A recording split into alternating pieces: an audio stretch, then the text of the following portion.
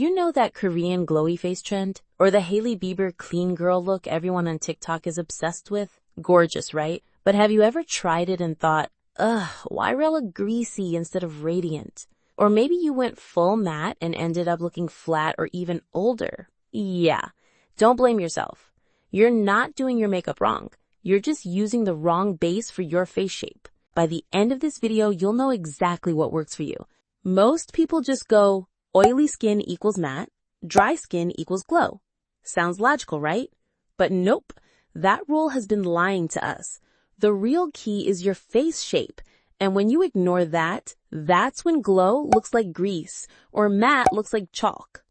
Okay, so how do you know which one you are? Let's break it down because the answer might actually surprise you. Who looks better with glow and who looks better with matte?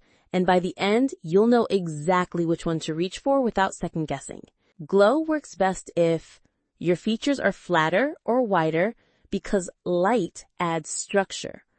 Wide face, glow pulls attention inward so your face looks slimmer. Low nose bridge, glow adds dimension instantly. Square jaw or protruding chin, glow shifts focus upward and softens the edges. That's why glow became so iconic in K-beauty. It naturally flatters the typically flatter Asian face shape. Matte works best if you already have strong or protruding features because glow can exaggerate them. Full cheeks near the nose, glow makes them puffier. Receding chin, glow makes the whole face look more convex. Thick eyebrows, too much shine makes everything feel heavy. Matte here gives that clean, sophisticated canvas that balances everything out. But wait, what if you're thinking, uh-oh, I see myself in both categories?